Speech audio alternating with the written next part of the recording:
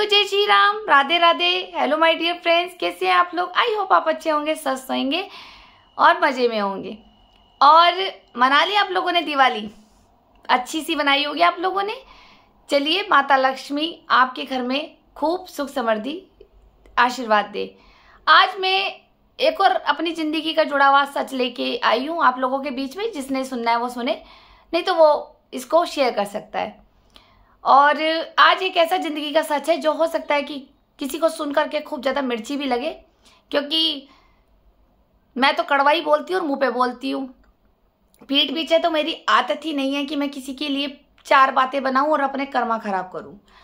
मुँह पे बोलती हूँ और मुँह पे बोलने का दम रखती हूँ, और वो चीज़ बोलती हूँ जो सच्चाई है। फालतू की खिचड़ी पकाने की ना मेरे पास टाइम है फालतू। मैं तो जो भी बचा टाइम है अपने ऊपर लगाती हूँ, ठीक है। तो मैं आप लोगों के बीच में एक ऐसा जुड़ा हुआ सच लेकर आई हूँ जो हो सकता है कि आपको पेन करेगा, लेकिन मैं ये चाहती हूँ कि पेन हो जाए, कोई दिक्कत नहीं है, लेकिन आप सतर्क तो हो जाएंगे। और वो सच क्या है, कैसा पेन वाला सच है, अभी मैं आपको बताती हूँ। पहले ये तो जान लीजिए मैं कौन। मैं ईशा, पुत्री स्वर्गीय शिव कुमार अरोड़ा जी की, हरिद्वार उत्तराखंड, गंगा विहार कॉलोनी, निकट शांति कुछ भूपतवाला से। और आप लोग मेरी वीडियो देख रहे हैं, इसके लिए मैं आपको धन्यवाद कहना चाहूँगी। और जो मेरी काम की वीडियोस लगती है तो वो कृपया जहाँ से लगता है कि उसको भेजनी चाहिए या उसके काम आ सकती है तो इसे शेयर कीजिए, ताकि किसी की ज़िंदगी बच सके ऐसे लोगों से। हम तो शिकार हो गए हैं, मैं नहीं चाहूँगी कि कोई और भी बच्ची शिकार होए। जी हाँ, आज मैं आपके बीच में एक ऐसा सच डाल रही हूँ। ये एग्जाम्पल तो आप लोगों के लिए बहुत मज़ेदार बनेगा, क्योंकि ये रियलिटी है। मैं गंगा विहार कॉलोनी में रहती हूँ, आप लोगों को पता ही है। तो मेरी सास रूमा बेरी जी जो हैं, अब मैं इनसे कहूँगी कि मना ली दिवाली। क्यों सासू माँ, बन गई? तुमने दिवाली कम बनाई, तुमने तंत्र प्रयोग ज़्यादा करती हो। पूरी पूरी रात बैठ के, है ना, हवन करती हो, पीढ़ियों का नाश करती हो, लड़कियों को वशीकरण करती हो, और कुछ तुम्हारे तांत्रिक तुम्हारे साथ इन्वॉल्वमेंट है। ये बात छुपी नहीं है। और जहाँ जहाँ तुम जाती हो, ठीक है, और वहाँ से भी करवाती हो कि बहू हमारे वश में हो जाए, बेटे वश में हो जाए। तंत्र प्रयोग द्वारा मारण प्रयोग जो तुम मेरे पे कराती आई हो ना, मुझे सब पता है।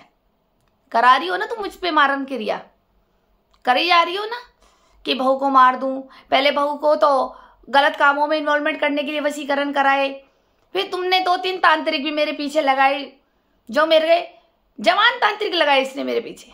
आई लव यू करते थे। उन बेचारों की बीवी से भी उन्हें सेटिस्फेक्शन नहीं था, बीवियां उनको प्यार नहीं करती थी, ये उनका कहना था। जो तूने मेरे घर में तांत्रिक लगा रखा था, ठीक है, मैं तुम्हारे हाथ तो नहीं रोकूंगी। मैं फिर भी तुम्हें वार्न कर रही हूं कि ईश्वर सब देख रहा है। तुमने कितनों के तो घर उजाड़ दिए। दिवाली, होली, पूर्णिमा, अमावस्या, सब तुम पूरी पूरी रात तांत्रिकों को लगा के अपने आप को भगवान का रूप दे करके तुम ये सब काम करती हो, ठीक है।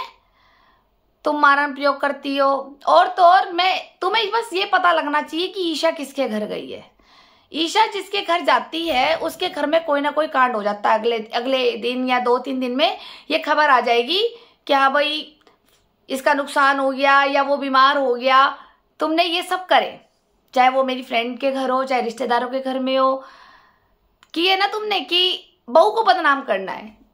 कि अगर मैं इसके घर गई, इसको ये पता लग जाता है हमारी सासू माँ को, क्योंकि इसने तो कैमरे भी लगवा रखे मेरे ऊपर और जासूस भी लगा रखे है ना। और तांत्रिकों से भी जो तुमने डाकनी, शाकनी, पिशाचनी, सब तरह की सिद्धियां करवा करके जो सिद्ध करी हुई है, और जिन भी तुमने जो मेरे घर भेजा था उसको तो ठिकाने लगा दिया बालाजी गुरुजी ने, जो जिन तुमने मेरे घर भेजा था, ठीक है। तुम मेरा जिन से क्या क्या करवाती थी मेरे साथ, मुझे सब पता है। ये तो मुझे बालाजी ने बचा लिया। अब तुम बालाजी से पंगे ले रही हो ना। अभी भी वार्न कर रही हूँ, ये कर्मा किसी को नहीं छोड़ता। जो तुम अभी तक जिंदा हो ना, और अभी तक तुम्हें कुछ नहीं हुआ, और तुम्हें ये एक अंधविश्वास हो गया है कि तुम्हारे कर्म बहुत अच्छे हैं और तुम्हें कुछ नहीं होगा। ये तुम्हारे पिछले कर्म बहुत अच्छे थे जो अभी तक तुम्हें कुछ नहीं हुआ। जब पिछले कर्म भी खत्म हो जाएंगे, और इस कर्म तो तुमने इतने गंदे कांड कर लिए, कुछ तो फिजिकल वाले कांड कर लिए, कुछ तुमने तांत्रिकों के द्वारा कांड कर लिए, कुछ की तलाक करा दिए, कुछ की गृहस्थियां उजाड़ दी, किसी का पति मरवा दिया, ठीक है, किसी ने आत्महत्या कर ली। तुमने भी तो ऐसी करा है ना मेरे लिए। वो जो कुएं पे तो गुड़िया बांध के आई थी, उस गुड़िया की भी फोटो मैं डालूंगी। जी हाँ, ये गुड़िया बांध के आई थी ऐसे, तो ताकि ये दो बहनों में लड़ाई हो जाए और दोनों बहनें आत्महत्या करके मर जाए, और दोनों बहनों की, हिमानी और मेरी, हम आत्महत्या करके मर जाए तो हमारे पापा की संपत्ति नींबू घेर मोती बाजार वाली ये हड़प ले आसानी से। क्योंकि जब वारिस माँ खत्म हो जाएंगी, दोनों बेटियां खत्म हो जाएंगी, तो आसानी से मारी जाएंगी। तो इसने सोचा कि ऐसा वशीकरण करवा दूं, तो ये कुएं में गुड़िया लटका करके आई थी, और ये असर भी हुआ था मेरे ऊपर थोड़ा बहुत, ठीक है। तुमने मुझे कितना बीमार करा, मारण क्रिया, और तुमने ये सोचा कि तुम्हारे बेटे काके के पैसे लगते जाए, कोर्ट कचहरी में, पुलिस में, ऐसे ऐसे काम में तुमने नाम लिखवा दिए हमारे, जिसमें हमारा कोई दोष नहीं था। पुलिस भी तुम्हारी, सरकार भी तुम्हारी, पार्षद भी तुम्हारे, नेता भी तुम्हारे, विधायक भी तुम्हारे, और तो संत समाज भी तुम्हारा, आश्रम फिल्म के बॉबी देओल जैसे बाबा भी तुम्हारे। क्या बचा? और तो कोतवाल, पुराने कोतवाल भी और नए कोतवाल भी, हरिद्वार के एसपी सिटी सब तुम्हारे थे। जब वहां माल सप्लायर होता है लड़कियों का, तो क्यों नहीं वो तुम्हारे होंगे? लेकिन तुम्हें मजा बहुत आ रहा है अभी करने में। तुमने कहा मजे लूं, कुछ नहीं हो रहा, कौन देख रहा है? रात को तो करती हूँ मैं जादू टोने जा करके, कौन देख रहा है ना? लेकिन वो भूल गई हो जो इसने जन्म दिया है तुम्हें, जिसने इस धरती पे भेजा है तुम्हें, जिसने तुम्हें सांसें दी है, जिसके बदौलत तुम सांसें ले रही हो। अभी तुम इसलिए जिंदा हो क्योंकि तुम्हारे पिछले कर्म बहुत अच्छे हैं। जिस दिन तुम्हारे पिछले कर्म खत्म हो जाएंगे और तुमने इस कर्म तो बहुत कुकर्म कर लिए, तो सोचो तुम कहाँ भुगतोगी, कहाँ भुगतोगी? तुमने जो जो दर्द मुझे दिया, तुमने सोचा इसे फिजिकल भी दर्द दे दूं, मेंटल स्ट्रेस भी दे दूं, ठीक है, शारीरिक पीड़ा भी दे दूं, जादू टोने टोटके से जो मैं चल भी नहीं पाती थी, कितना तुमने मुझे कष्ट दिया, ठीक, सब पता है मुझे अब। और तो और तुमने मेरी फाइनेंशियल ब्लॉकेज कर दी कि इसके घर में घर बंधन कर दो, इसके पैसे भी ना आए, काका कमाई में ना कमाए, तो फिर जब ये गरीब हो जाएगी तो ये बहू हमारे पास धंधे में और कोठे में आए। फिर मंत्री, विधायक, एमएलए सबके बिस्तर गरम करवाऊंगी, जैसे तू और लड़कियों से कराती है ना। अब तो तू मेरी सास को ही है। मैंने तुझे एक ईश्वर के रूप में पूजा था। मैंने सोचा था कि मेरी माँ ने मुझे बचपन से प्यार नहीं करा, तो तुम मुझे प्यार करोगी, तुम मुझे प्यार करोगी, ठीक है। प्यार, एक डायन के पास प्यार होता है कभी? गलत फहमी में रही मैं, ठीक। तुमने मुझे कितना टॉर्चर दिया, फिजिकल भी दिया, मेंटली भी दिया। तुमने पड़ोसियों को भी लड़वाया, राजकुमार की फैमिली से पिटवा दिया, दीप तिवारी की फैमिली से तूने मुझे जलील कराया। तुमने मुझे कहाँ नहीं जलील कराया। और फिर मैं जिन जिन लोगों के पास भी जाती थी कभी कभी, तो वहाँ उनके घर में 1-2 दिन बाद मुझे खबर सुनने में आ जाती थी कि वो बीमार हो गया। क्यों? ताकि तुम वहाँ जाके एक्सप्लेन कर सको कि तुम, ईशा आई थी ना तुम्हारे पास, तुम्हारे घर में वो जादू टोने करती है, तो करती तुम हो, ठीक है। मैं आज भी पितरों की नारायणी शिला में बैठ के कसम खा सकती हूँ हाथ रख के कि मैंने आज तक कभी किसी पे टोटका नहीं करा, ठीक है, किसी पे भी, ना अपने पति पे, ना अपनी माँ पे। मैंने परेशानियां झेली ये सोच करके कि ये हमारे कर्म है, अगर हम इसे नहीं भुगतेंगे तो हमें फिर और दंड मिलेगा। एक तो कर्म हम भुगत ही रहे हैं पिछले जन्म के, लेकिन अगर हम फिर गलत करेंगे तो उसका भी दंड हमें मिलना आगे। तो हमारे तो ऐसे संस्कार थे नहीं। हमारी तो जो भी शिकायत होती थी सिर्फ महादेव के आगे होती थी, और जिसने मुझे आज तेरे सामने जिंदा रखा हुआ है, ठीक। तुम खा लो नारायणी शिला में आके कसम, रूह कांप जाएगी तुम्हारी। तुम खा लो बिल्केश्वर महादेव पे, वो जो शिवलिंग वहां बैठे हैं महादेव के रूप में, उस पे हाथ रख के खा लो, अगर रूह ना कांपे तुम्हारी, कि तुम कसम खा लो तुम टोटके जादू टोने नहीं करती हो। ये तो कर्म बता देते हैं, ठीक है। मुंह से बोलने से क्या होता है? मुंह से मीठा बोलती हो, हम मुंह से कड़वा बोलते हैं, ठीक है। और मीठे में ही कीड़े पड़ते हैं, और तुम तो डबल फेस की हो। बाहर बहुत मीठी हो और अपने घर वालों के बच्चों के साथ क्या हाल कर रखा। तुम तो अपने पति की भी सगी नहीं रही हो। तुम्हारे तीनों लड़कों के तक के मैं बाप बता दूंगी कि कौन कौन बाप है। ठीक है, काफी अच्छी संपत्ति वाले बाप थे वो। पहले मैं नाम कहूं तो बोलो, फिर वो बुढ़ापे में तलाक लेंगी उनकी भी बीवियां। तुम मुझे मजबूर कर रही हो कि मैं तुम्हारा एक एक चिट्ठा खोल दूं। तुमने सोचा कि मैं तुम्हारा एक एक सबूत, मेरे हाथ लगे हुए हैं तो जो चिट्ठा है वो मैं खोल ना दूं, तो तुमने मुझे परेशान करवाया।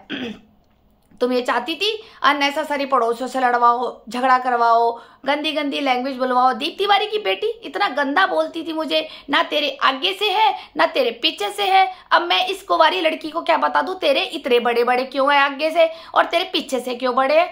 ये इस तरह से ये लड़कियों से जलील मैं हुई हूँ। और दीप तिवारी जी खड़े होकर देखते थे, मैं इसकी वीडियो डालूंगी, मैंने लाइव बनाई हुई है वो वीडियो इसकी। ये अपनी बेटियों को भी ऐसे संस्कार देते हैं। माँ आगे से हंसती थी कि हाँ सामने वाली को इसको जलील कर रहे हैं। बोना, बोनी, गिट्ठी, आगे से नहीं है, सूखी डंडी, पीछी। अरे मेरे को क्या करना, मुझे तो मानव शरीर मिला है, भगवान ने मुझे दिया है, मेरे कर्म तो अच्छे हैं। कौन सा शरीर आगे से पीछे और मोटा पीछे जाएगा, सब जाएगा। ये है यहाँ भगवान मोटों को ही ऊपर उठाते हैं, पतलों को नहीं उठाते हैं। तुम्हारे जो संस्कार है ना वो भगवान तुम्हारे को आगे दिखाएंगे कि इन कर्मों का भुगतान कैसे दिया जाता है भगवान के आगे। अरे भगवान की बनाई भी सृष्टि है, कोई काला है, मोटा है, कोई पतला है, कोई लंबा है, छोटा है, तो भगवान की बनाई भी हंसती भी हंसते हो यार। है यही तो संस्कार तुम्हारे माता पिता ने तुम्हें दिए हैं। अगर अच्छे वो समझाते तो वो तुम्हारी इतनी औकात नहीं थी कि तुम मुझे ये सब बोल सकते थे, और मैं तुम्हारी बकवास चुपचाप सहती थी। पता क्यों? इसलिए नहीं कि मैं तुमसे डरती थी, इसलिए कि मेरे साथ, मेरे पीछे मेरे महादेव खड़े थे। मुझे पता था कि वो तुम्हारा वो हाल करेंगे एक दिन कि तुम माफ़ी भी मांगते रह जाओगे, वो तुम्हें माफ़ नहीं करेंगे। अभी तो जिंदगी बेटा बहुत आगे है, अभी तो मेरी शादी भी होनी है, आगे देखना क्या क्या क्या होता है तुम लोगों के साथ।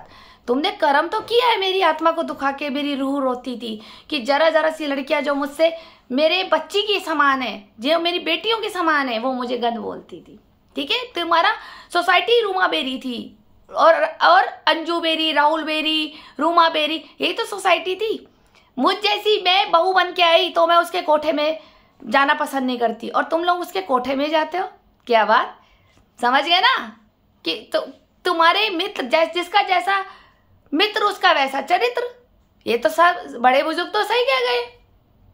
तो चलिए आज मैं आपके बीच में एक और सच डाल रही थी कि आप लोगों के पास दिवाली पे राहुल बेरी जी की जो मिठाइयाँ आती थी पूरी कॉलोनी में, ठीक है, ये उसी में ही वशीकरण करा के देते थे। इनके तांत्रिक है जो 2-3 दिन पहले मिठाइयाँ आ जाती है, चाहे वो कोई भी दिवाली की गिफ्ट आएंगे उन पे, उस पे वशीकरण, सिपली, जो भी उसमें प्रयोग किए जाती है कि ताकि पूरी कॉलोनी का सम्मोहन हो सके और आप एक अंधभक्त बन जाओ, और आप लोग ये मिल करके जब वो मिठाई खा लेते हैं तो आप इनके चहेते हो जाते हैं। तो आप क्या कहते हैं, राहुल बेरी जी तो बहुत अच्छे हैं, रूमा बेरी जी तो आंटी बहुत अच्छी है। आपको यही नहीं पता कि वो आपको दिवाली पे किसी ना किसी के माध्यम के थ्रू वो आपके घर तक वो मिठाई के डब्बे पहुंच जाते हैं, या गिफ्ट जो भी वो खाने पीने के सामान देते हैं। अगर आपके घर में कोई पेंटिंग भी भिजवाई है ना इन लोगों ने, तो उसमें भी जादू टोने है। मैंने भुगता है, मैंने वो गिफ्ट बाहर फेंके हैं जो पहले ये मुझे देते थे।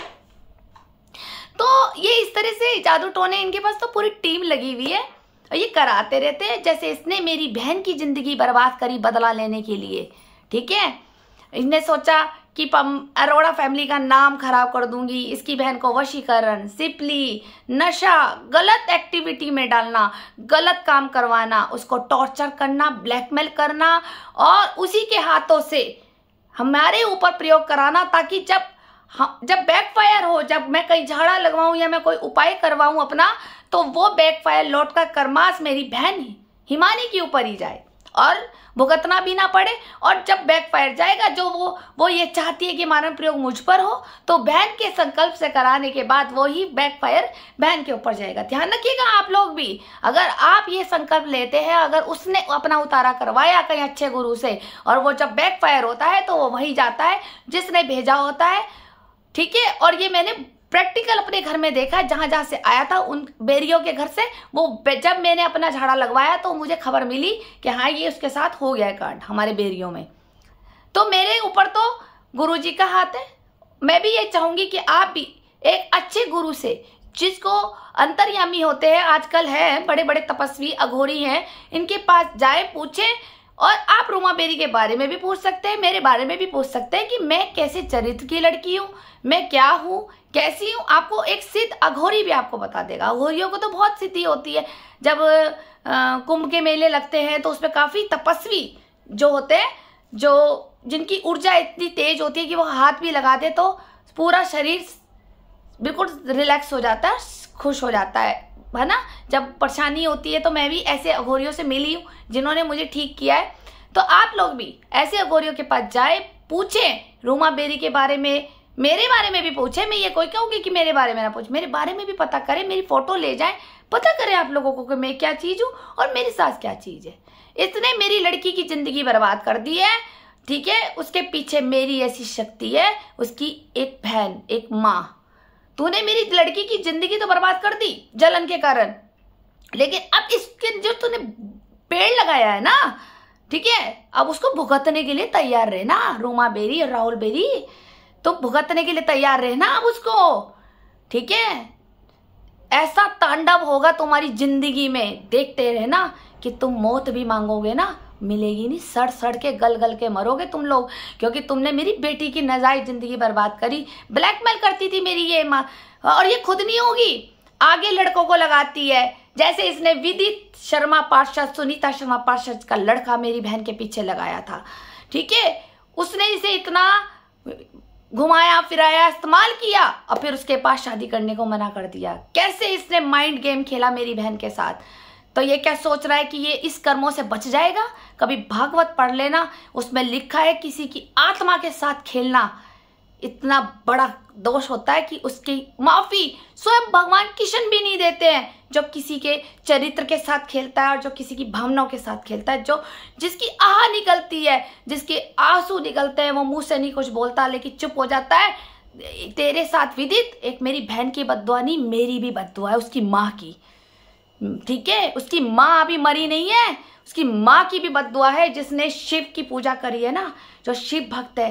तो उसकी बर्बादी तुम अपने खानदान, पूरा खानदान, जैसे तूने मेरी बच्ची बर्बाद करी है ना विदित पार्षद और रूमा, तो ध्यान रख लियो विदित को मैं आज कह रही हूँ, देख तेरे बच्चे के साथ और तेरी औलाद के साथ क्या होगा। तो खुद कफन पहनाएगा अपने बच्चे को। तूने मेरी लड़की बर्बाद करी है ना, और मैं तुझे छोड़ूंगी नहीं, ये ध्यान रखियो। मैंने तेरे को कुछ नहीं करना।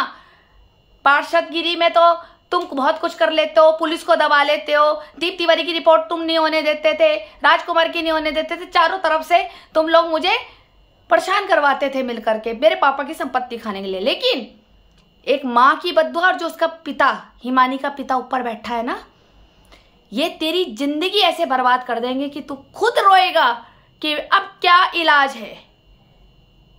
बख्शा नहीं जाएगा तूने जो खेल खेला है हम लोगों के साथ, रूमा बेरी के साथ मिलके, ठीक है। और रूमा बेरी ने उसी की जिंदगी बर्बाद कर दी, उसे इतना ब्लैकमेल करवाया, आगे के लड़के लगाए, बदमाश लगाए, माफिया लगाए, पुलिस लगाए, गलत गलत गलत धाराएं लगवा के फंसवा दिया पुलिस से मेरी बहन को। क्या मुझे नहीं पता?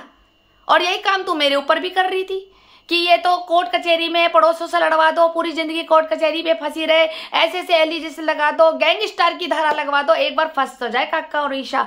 ऐसी धारा लगेगी कि पूरी उम्र ये कोर्ट पे अपनी सच्चाई होने का प्रूफ देते रहेंगे दोनों मियाँ बीबी, और वकीलों को पैसे देते रहेंगे, और कभी पुलिस, कभी कोर्ट, कभी पुलिस और कभी कोर्ट। इसी में तू हमें फंसाना चाहती थी, है ना। पर तू भूल गई थी कि जो ईमानदार होता है ना, और जो ईमानदारी की खाता है, और जो किसी के साथ बुरा नहीं करता हो, तो उसके साथ ईश्वर बैठा होता है जो दिखता नहीं है। तुम्हारी जैसी अंधभक्त को नहीं दिखता, तभी तो तुम डेविल एनर्जी की हो, राक्षसी प्रवृत्ति की, जिसे ना अपने पति से प्यार हुआ ना अपनी औलाद से प्यार हुआ।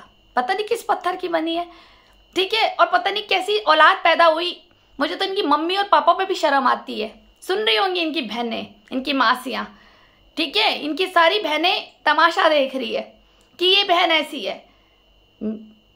अगर इज्जतदार बहनें होती ना तो सारी बहनें इकट्ठी हो गई इसका गला दबा देती अब तक आके, लेकिन नहीं, क्या करें, क्योंकि बाप ही इनका कोयले वाला था, कोयले का तो काम करता था। मुझे यही तो मेरे ससुर बता के गए थे, जिनका बाप कोयला को तोड़ता और कोयला बेचता हो तो वो क्या करेंगे। काले घर से आए हैं तो कालक ही तो पोतेंगे सबके ऊपर।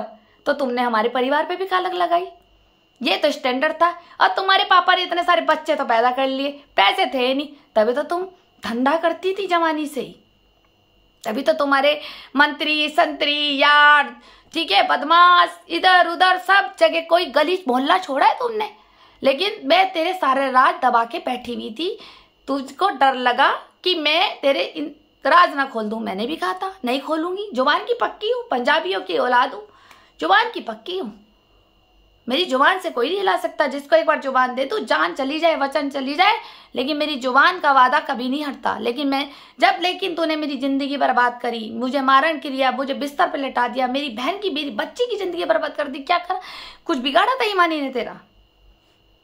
पर ये तू क्यों करती है ना, तो एक तो तू नार्सिसिस्ट है। अपने दिमाग का इलाज करा। अब मैं तेरी बहू नहीं हूं, अब मैं तेरे से बात करने की तमीज भूल गई हूँ। अब मैं एक माँ हूँ, मैं एक हिमानी की माँ हूँ। मैं उस रिश्ते से अब ऐसे बात कर रही हूँ क्योंकि तुमने मेरे पिताजी का सम्मान खराब करा और उस बच्ची की जिंदगी बर्बाद करी विदित को लगवा कर। फिर तूने गलत एक्टिविटी में उसे लगा दिया, जबरदस्ती उसको टॉर्चर, उसको मारपीट, उसको गालियां देना, उसे ब्लैकमेल करना, उससे पैसे मांगना। और मेरे घर में तू रोज जाती थी, क्या करने जाती थी मेरे पापा के घर में, और तूने वहां ताला भी लगा दिया, मकान भी हड़प लिया, बहन भी गायब कर दी। तूने इतने अच्छे अच्छे कर्म करे, अभी तो खुश हो रही है। लेकिन जब भरना होगा ना तब पता लगेगा, ठीक है। और तो और तू खाली हमसे ही नहीं करती, तूने एक के साथ भी करा था ना। जी हाँ, आप ध्यान से सुनिए राज, आपके सामने ये राज अब मैं खोलने वाली हूँ।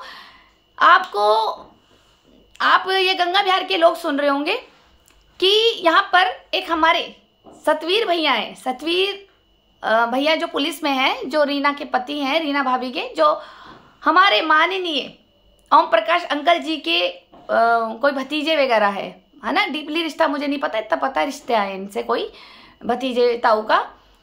तो हुआ क्या, कुछ साल पहले आपने देखा था कि रीना भाभी शाम के समय छत पे गई थी और नीचे कूद गई थी रेलिंग को पार करके। क्या आत्महत्या करना इतना आसान है? आप सोचे।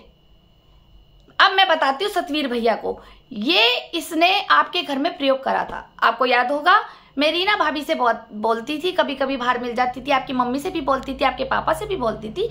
तो इस औरत को ये बड़ी इनसिक्योरिटी होती थी कि ये उनके घर जा रही है तो कोई मेरे राज तो नहीं बता रही, कोई मेरे राज तो नहीं बता रही है। इसको ये बड़ी प्रॉब्लम होती थी। तो इसने ये खेल खेला। इसने कहा अगर ईशा का आना बंद कराना है तो क्यों ना ईशा पे एक टैग लगा दिया जाए, ठीक है।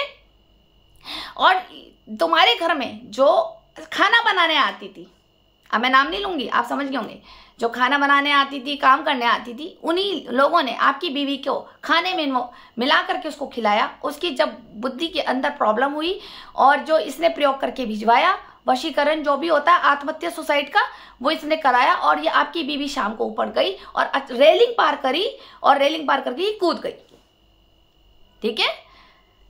कहते हैं ना, जो बचाने वाला बैठा है तो फिर मार कोई नहीं सकता। भाभी को दिक्कत बहुत हुई, बहुत हाथ पैर उनके प्रॉब्लम में आए थे। आपको याद है, मैं आपके सामने भाभी की तबीयत भी पूछने आई थी जब मुझे पता चला कि वो गिर गई।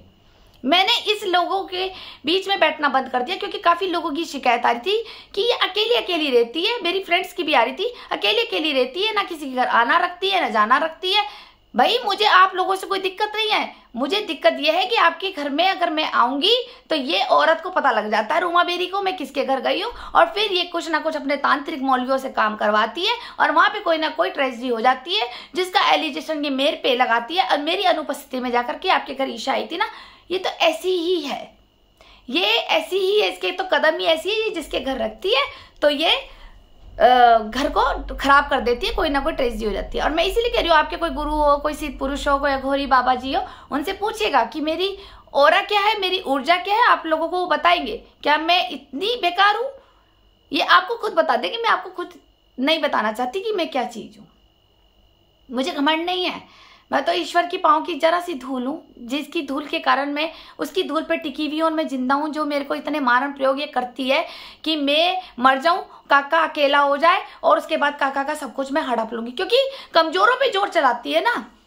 अगर इतनी हिम्मत है तो किसी नेता पार्षद पे जोर चला ले, वहां नहीं, वहां जोर नहीं चलाएगी ना, वहां अपना जिस्म बेचती है। अपना तो बेचती है। अब तो बूढ़ी हो रही है, स्किन ढीली हो रही है, इसे अपनी स्किन का बड़ा वो रहता है, प्रॉब्लम। ये तो दूसरी की ब्यूटी स्पेल भी करती है, जैसे इसने मेरा करा था कि दूसरों की ब्यूटी को खींचने वाला भी स्पेल होता है, वो भी इसने किया था कि मैं काली कलूटी गली हुई बेकार सी सब हो जाऊँ और इसकी खूबसूरती मेरे अंदर समा जाए। करा था ना पिछले साल तुमने सासू माँ, मुझे सब पता है, मुझे सब पता है। अब चाहे वो मेरे महादेव बता रहे हैं, चाहे मुझे अपना पता लग रहा है। तो ये इसने रीना भाभी पे करा था। अब क्यों करा था? एक तो ये कारण बता दिया कि ईशा पे दाग लग जाएगा तो ईशा को आना बंद करा देंगे सतवीर भैया। दूसरा, क्योंकि आपकी बेटी पे इसकी नजर है। जी हाँ, ये खूबसूरत लड़कियां हायर करती है जब देखती है कि भाई इसकी खूबसूरत लड़की हो रही है, जवान हो रही है या फिर अपनी किशोरावस्था पे आ गई है इसे, तो ये उन लड़कियों के घर में कुछ ना कुछ ऐसा कर देगी जहां माता पिता की बुद्धि भ्रष्ट हो जाएगी या फिर उनके घर की लड़कियां आवारा हो जाएगी, जिसके कारण वो मेरी बहन जैसे के रास्ते पे निकल जाती हैं और गलत एक्टिविटी में निकाल देती है। ये उन बच्चों पे भी करती है। तो मैं हाथ जोड़ के कहूंगी ओम प्रकाश अंकल जी से भी और सतवीर भैया से भी, अपनी बेटी का ध्यान रखिए, क्योंकि इसका टारगेट आपकी बेटी पे है। क्योंकि हमारी जेठ गौरव बेरी जी की बेटी भी इसने किया था उसके ऊपर हीर बेरी का। वो 16 साल की हो गई थी तबकि वो अपनी दादी के पास मिलने आती थी। उनकी मम्मी भी सीधी सादी सी है। तो फिर इन्होंने तब मेरा थोड़ा बहुत मेरी सास से बोलना था, तो मैंने एक दिन हीर को वहां देख लिया। मैंने कहा यहाँ कैसे तू रह रही है दादी के पास, तू घर क्यों नहीं जाती है? तो इसकी हमारी सास ने मुझे बोला कि मैं यहीं रखूंगी क्योंकि अब ये बड़ी हो गई है। मैंने कहा अभी तो ये बच्ची सी दिखती है क्योंकि शरीर से छोटी थी। इसने कहा नहीं ये बड़ी हो गई है क्योंकि अब इसे पीरियड्स आने लगे हैं। तो मैंने कहा इससे क्या मतलब हो गए कि क्यों उसकी माँ नहीं संभाल सकती इसे इन चीजों में? बोली कि नहीं मेरे काम आएगी। मैंने कहा कैसे काम आएगी? एक वही बताई थी आपको मैंने, अभी आप फेसबुक पे मेरी वीडियोस देखिए कि पैड यूज करवाती है, पैड उठा लेगी उसको, वो उसके ऊपर तंत्र प्रज्ञा कराएगी और उसके बाद ये लड़की डैमेज हो जाएगी दिमाग से और गलत एक्टिविटी में चली जाएगी। और इसने कहा कि ना इसका बाप तो कमाता नहीं गौरव, तो ये धंधा करके खाएगी, ये इसने बोला था। देखो आज कार्तिक है, मैं झूठ नहीं बोलूंगी। कार्तिक के महीने मैं आपको आज मंगलवार भी मैं आपको वही बात बताऊंगी जो मेरे इसके बीच में लड़ाई हुई थी। मैंने हीर को कहा तू अपने घर निकल या मैं तेरे पापा को बोलूं, और मैं समझ गई थी कि इसने बोला कि नहीं जब इसका बाप नहीं कमाता, ये तो बड़ी हो गई 16 साल की हो गई है, अब तो क्या है 2-4 साल बाद अब तो ये भी धंधा करेगी, क्योंकि जब बाप पैसे नहीं देगा तो बेटियों के ख्वाहिश बढ़ जाते हैं। मैंने कहा तो ऐसी बेटियों को तो काट के रख देना चाहिए, क्यों ख्वाहिश बढ़ा लेती है? अपने बाप की औकात देख के ख्वाहिश रखे ना। तो इस बात को लेकर के बहुत आर्ग्यूमेंट्स हुआ था और मैंने हीर को कहा दोबारा आना दिख जाइए दादी के पास, यहाँ से निकल जा। और मुझे पता था कि ये ऐसे करेगी, तो ये बोले कि ना इसके बाप के शादी के पैसे ना इसको इसके शौक पूरे करने के लिए। मैं कहा कोई बात नहीं, जो इसका बाप दे रहा है, चाहे 2 सूट दे रहा है, चाहे नमक की रोटी दे रहा है, अपने घर रहेगी। और रही बात शादी की, शादी हम सब मिलके कर लेंगे। राहुल बेरी के पास कम पैसा नहीं है, हम पे कम पैसा नहीं है, हम मिलके कर लेंगे, अपने घर की बेटी है हमारी। तो मेरी सास ने कहा कि ईशा तू मुझसे उलझ मत, मैं तुझे बता रही। मैंने कहा तू ज्यादा बोलेगी तो मैं अगर हीर को हाथ लगाया तो मैं तेरे को बख्शूंगी नहीं, ध्यान रख लियो। तब मेरी बहन का मुझे नहीं पता था कि मेरी बहन इसके संपर्क में है, तब मेरी बहन अपने घर दिखती थी। इसने मेरे से खूब आर्ग्यूमेंट्स करा हीर के लिए, और कुछ हीर ने सारा सच सुन लिया था। हीर कुछ ना बता पाए तो इसने हीर को जादू टोने करके मरवा दिया पूर्णिमा के दिन। जी हाँ, आप लोगों के बीच में मैं आज ये सच रख रही हूँ। मेरे जेठ जी को भी बुरा लग रहा होगा, गौरव बेरी जी को दुख तो होता ही है, बेटी गई है जवान उसकी 16 साल की। तो इससे मेरी बहुत लड़ाई हुई, तो इसने मेरी सास ने कहा था मैं तुझे बख्शूंगी नहीं ईशा। मैंने कहा जो होगा देखा जाएगा, लेकिन मैं एक लड़की की, एक बच्ची की जिंदगी बर्बाद नहीं होने दूंगी। अगर तूने हीर का कुछ करा तो मैं तेरा वो हाल बना दूंगी फिर तू। बस इसी बात पे इसको अब मैं सतवीर भैया जी से कहना चाहती हूँ, अपनी लड़की बचा के रखें। ये कॉलोनी की काफी लड़कियां इसने गायब कराई है, मुझे पता है कौन कौन सी लड़कियां गायब हुई है, कोई भट्टे से, कोई भागीरथी से, कोई खड़खड़ी से। और ये लड़कियां गायब कराती है, गलत कामों में लगाती है। वो पहले बुद्धि भ्रष्ट हो जाएगी, फिर वो किसी लड़के के साथ फिजिकल रिलेशन कर लेगी, फिर वही लड़का इन्हीं का ही होगा। वो वीडियो बना लेता है, वो वीडियो रूमा बेरी को दे देगी, यही वीडियो फिर ये रूमा बेरी किसी और को देती है, किसी और अन्य लड़कों को, चाहे वो लव जिहाद के मुसलमान भाई क्यों ना, वो हिंदू बन करके जाते हैं और फिर वो वीडियो टॉर्चर करते हैं, उस लड़की के मोबाइल में सेंड करते हैं। वो लड़की डर जाती है कि मेरा जो बॉयफ्रेंड है इसके पास कैसे वीडियो आ गई पहले वाली की। फिर वो उसको टॉर्चर करते हैं कि तू मेरे पास आ रही नहीं आ रही, फिर वो उसके पास भी जाएगी, फिर वो भी उसके आगे की वीडियो देगा, तू मेरे पास आ रही नहीं आ रही, या तेरे बाप को दिखाऊं वीडियो। ऐसे करते करते ये लड़कियों को देह व्यापार में लगाती है और उनकी कमाई खाती है। क्यों सासू माँ? बात तो कड़वी है पर बात सच है। अगर हिम्मत है ना तो सामने मंदिर में आके पब्लिक के सामने और सबसे तेज प्रताप टाइम्स मीडिया लेके आना और वहाँ कसम खाइयो ना तुझे बर्बाद करते महादेव। अभी शांति है ना, अभी देखना, अभी तांडव भी मचाएंगे तुम्हारी जिंदगी में, मौत भी मांगोगी ना, मिलेगी नहीं। तो मैं इसलिए सतवीर भैया से कह रही हूँ, आपकी मासूम सी गुड़िया है, उसकी ज़िंदगी ना बर्बाद हो जाए। और हमारे माननीय ओम प्रकाश अंकल जी से भी मैं हाथ जोड़ के कहूँगी कि इस बेटी की सुरक्षा का स्पेशल ध्यान रखें, क्योंकि उसकी मम्मी बहुत सीधी है, इसीलिए उसकी मम्मी को मारना चाहती थी रीना भाभी को कि आत्महत्या करके वो मर जाएगी। तो क्या हुआ, घर बेघर हो गया। माता पिता तो, अंकल आंटी तो बूढ़े थे, सास ससुर, सतवीर भैया अपनी ड्यूटी पे थे, ठीक है। और बीवी अगर एक्सपायर हो जाती, भगवान ना करो, बहुत अच्छी बीवी है आपकी रीना भाभी, लेकिन वो एक्सपायर हो जाती, बच्चे अनाथ थे, कौन पालता है किसी के बच्चे, किसी को नहीं पालते हैं। सब कहने के होते हैं रिश्तेदार, चाचा ताऊ मौसा मासी। जब माँ मर जाती है ना तो नान का खत्म, और बाप मर जाता है तो दाद का खत्म, ठीक है ना। माँ मर जाए तो मौसी मामा खत्म, और बाप मर जाए तो बुआ चाचा खत्म। तो इसलिए किसी के बच्चों को कोई नहीं पालता। आपको मेरी बात कड़वी लग रही होगी, लेकिन मैं आपको खुला बता रही हूँ, कोई नहीं पालता। लेकिन ये पूरा सोची थी कि रीना भाभी मर जाए तो फिर इसकी बच्ची अनाथ हो जाएगी, तो फिर अंडरटेकिंग खर्चे में लेना बहुत आसान होगा, और उसको गलत इन्वॉल्वमेंट करके फिर उसको भी गलत उस पर एक्टिविटी में डाल दिया जाएगा या गायब कर दी जाएगी। तो ढूंढते रह जाएंगे सतवीर भैया भी, और फिर इनकी एक रेपुटेशन भी खराब हो जाएगी, और सोशल जो इसमें पुलिस में है वहाँ पे भी इमेज खराब हो जाएगी, और ये मुंह छुपा करके नीचे मुंह करके रहेंगे, और एक दाग भी लग जाएगा कि ओम प्रकाश अंकल जी की भतीजी जो भी है ये बेटी ऐसे गलत कामों में चली गई, एक नामी आदमी की बेटी गलत कामों में चली गई। तो इनके बहुत सारे राज है, मैं धीरे धीरे बताती जाऊंगी, मुझे बताना जरूरी था। अपनी अपनी जो बेटियों को बचाए, क्योंकि इसका टारगेट रहता है आगे ये लड़कियों को गलत कामों में करके उनकी साथ अनलिमिटेड देह व्यापार में लगा करके उनसे ब्लैकमेलिंग करके काम कराती है। और अगर इनके ये लड़कियां हाथ नहीं लगी, मान लो ये बिगड़ गई हैं, जो भी हो गई, उसके बाद ये कहीं ना कहीं लव जिहाद पे फंसा देती है, और कहीं ना कहीं ऐसी जगहों पे डाल देगी जो आपको मिलेगी भी नहीं ऐसी लड़कियां। यहाँ तक कि इसकी दुबई तक सप्लाई है। मैं अंकल जी से कहूंगी, जगदम्बनी अंकल जी से, तो आप इसको बेटी को बचा करके रखें।